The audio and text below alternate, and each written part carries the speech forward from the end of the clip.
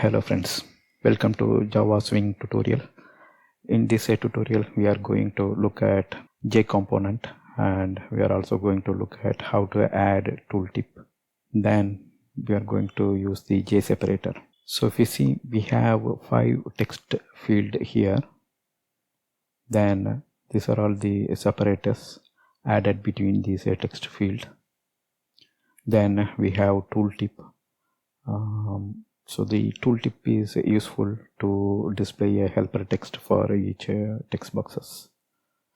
For any J component derived class, you can use a tooltip. So if it is not a top level container like a text box, buttons, reader buttons, checkboxes, so you can display a tooltip just like this. So for example, when we placed a cursor, it displayed a tooltip that this text field is to get last name from the user.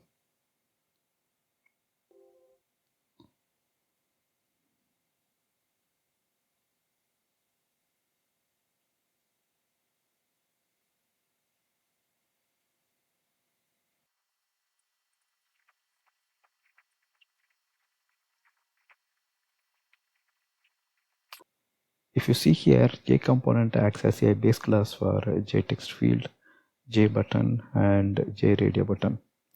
It may not be the immediate base class, but definitely for this control, it will be the base class one above. Like say for example, J text field that is derived from text component. Then if you climb up in the tree, somewhere J component will be there. So that way the J component will be the either immediate base class, or it will be the base class up in the tree for these controls. There are other controls also.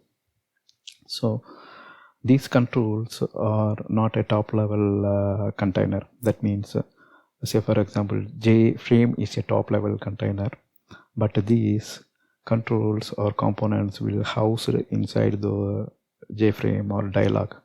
So this component, J component, or we can say the swing control, supports a tooltip.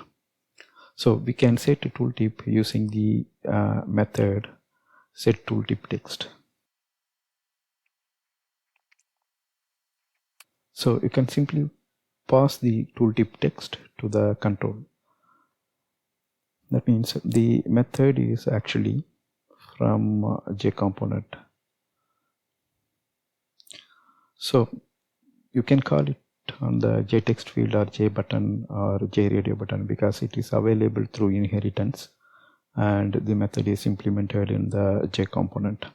So once we set the tooltip control, then when user moves their cursor, say for example this is a text box, when user move their control and rest there for some seconds, 2 or 3 seconds, then the corresponding tooltip will get displayed in a separate window.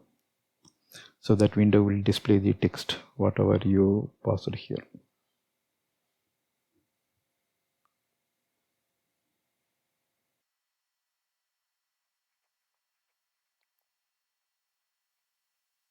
So we can create a J separator by passing a constant, and that constant represent whether you want a vertical separator or horizontal separator. So to define the size, we have to make a call to set preferred size, and you can pass a dimension object to it. So this way you can create the separator. So once created, you can give it to the content pane. So when we are adding the component, let's say this is our form, and this contains 2 text area or 2 list box, let's say. So let's say this is L1 and this one is L2, and when you are adding, we can use add L1. Then we can pass our J separator instance constructor.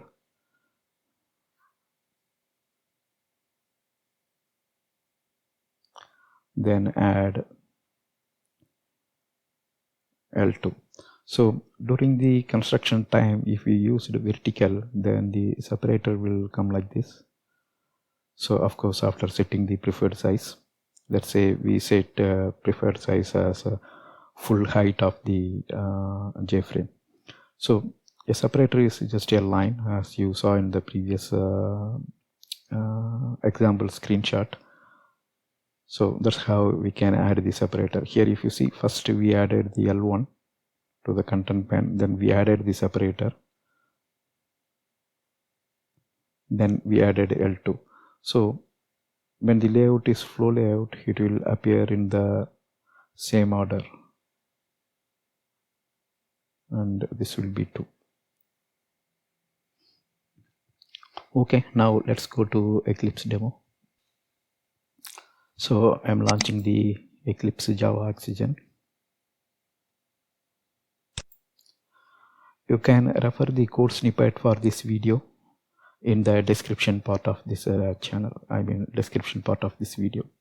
That will direct you to Google Drive. There you can download the code snippet file, or you can copy the content of the snippet and paste when you are proceeding with the example.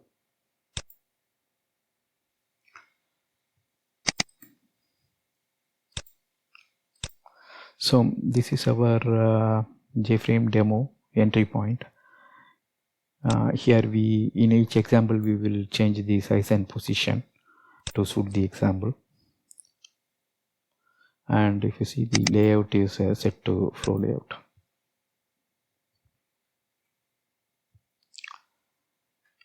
Next we create 5 JText field.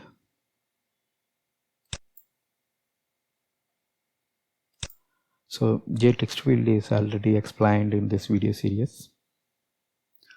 Here we create 5 text field. This one is the char width.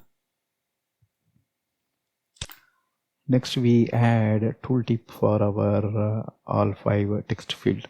If you see, this is first name, and we are making call to set tooltip text.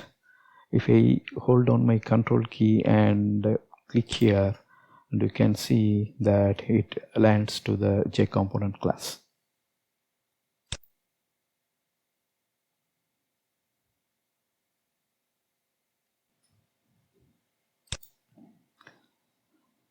So the set tooltip text is called for all the 5 text boxes. Before that, we will open the type hierarchy. So first I am highlighting this JText field, then right clicking on that.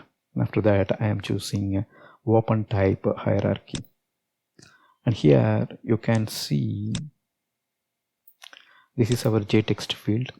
Its immediate parent is JText component, but JText component is derived from JComponent. Even though the JComponent is not a direct parent, it is somewhere above in the inheritance hierarchy. And if you scroll down here, you can see add tooltip text somewhere. Set tooltip text, right?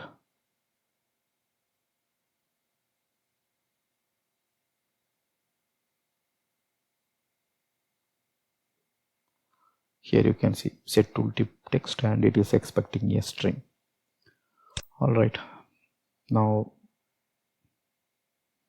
we will maximize it once again. After setting the tooltip, we create our JSeparator. You can note here, since we need 4 separator, we create 4 separate instances. We cannot use a single instance and add it.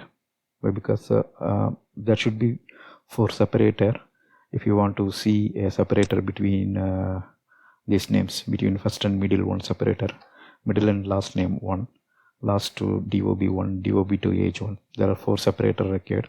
So we created a 4 separator. So the JSeparator is from javax.swing package. So we are importing it. And if you see, when we are constructing, we are using the JSeparator.vertical. So that's the constant we are using to state that we need a separator as vertical to separate between the 2 text field. So we need separator to appear like this between the fields. So we kept separator orientation as vertical. Next, we need to set the height of this separator. Width, we can use any fixed width, 1 pixel or 2 pixel. So that just appear like this caret. But for vertical, I mean for the height, we need to create a dimension object and then make a call to set preferred size.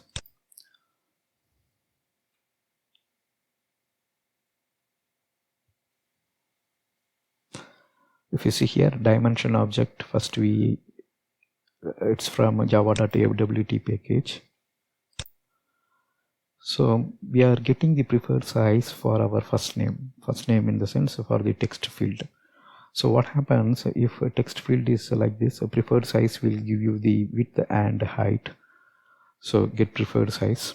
So here for JText field, we doesn't set any preferred size. So the layout manager will assign a preferred size for that to lay out the text field in the JFrame. So the flow layout manager will actually set the preferred size. So we are taking that preferred size, which is set by the flow layout, and we are storing that in the dimension object, because get preferred size will return a dimension. Next, we are setting the preferred size for all our separator, and that expects a dimension object, just like this returns a dimension. When we make a set version of it, it expects a dimension. So we construct a dimension object and we give it to the preferred size. So the constructor looks for width and height. So we give width as a 2 pixel and height we take it from the height of the text box. So D, which is the preferred size of the text box, first name, d.height, that will give the height of the text box that we are setting it for the separator. So there are 4 separator instances. So as you guessed rightly, we are going to add all our component to the content pane, which is control host. So we add a first name, then we add a separator, then middle name, then separator, last name, separator, date of birth and age, and between that one separator. Like that we added it. Now it's time to run the example. So we set the tooltip, we added the separator also.